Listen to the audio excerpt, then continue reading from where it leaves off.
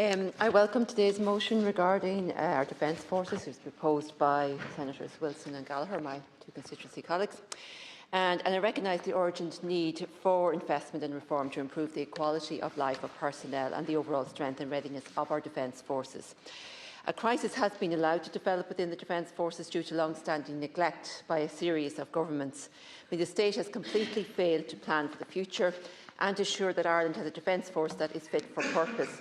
Our Defence Forces are effectively at rock bottom in terms of morale and seriously struggling to manage recruitment and retention. For a military as comparatively small as ours, it is a shambolic failing that we are not able to ensure that our basic staffing and equipment needs are being met. We currently have less than 8,000 personnel in the permanent Defence Forces, well below the established strength, never mind the 11,000 personnel recommended under Stage 2 of the Commission on the Future of the Defence Forces.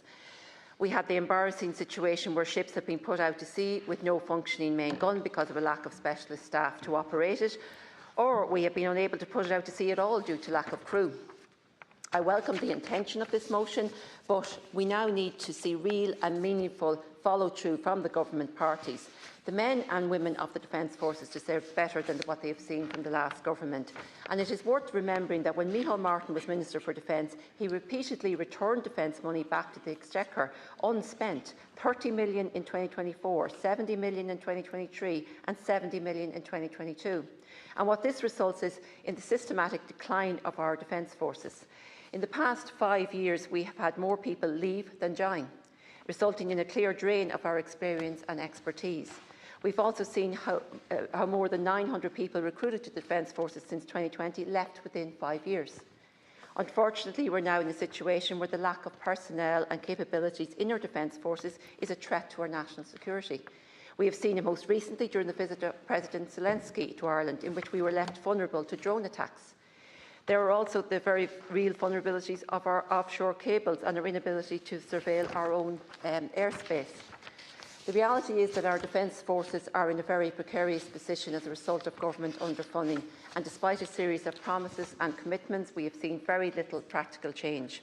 It is long past time for the government to cease the neglect of the Defence Forces and ensure that Ireland has a Defence Force that is fit for purpose.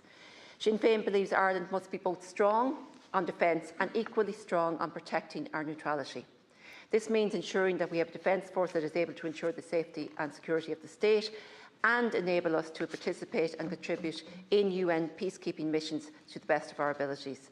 The focus of this government should be on rebuilding the Defence Forces, ensuring that it has the personnel and equipment that it needs while protecting our core values of neutrality. Our neutrality has been our greatest protection since the founding of the state, and it is needed more now than ever. We are in a very difficult and volatile period of history, with the possibility of war becoming more real every day. And it is vitally important that the government is clear-sighted in ensuring the readiness of our Defence Forces and does not make rash moves such as scrapping the triple lock neutrality protection. I also want to propose an amendment put forward by Sinn Féin senators.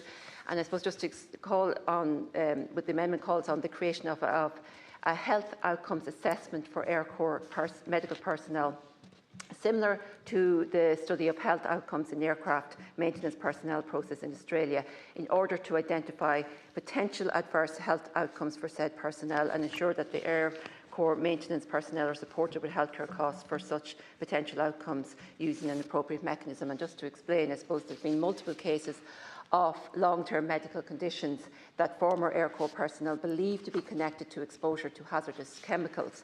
The urgent priority now must be ensuring that medical needs of the former personnel are addressed, but there's also a need for answers. So what they deserve most urgently of all is to have their medical care addressed. We call for an immediate medical assessment of former Air Corps personnel to see whether they are affected by exposure to chemicals. The government also needs to engage with the personnel in question to ensure that a mechanism is found to ensure the personnel and their families are supported with medical care as they deserve answers. Thank you.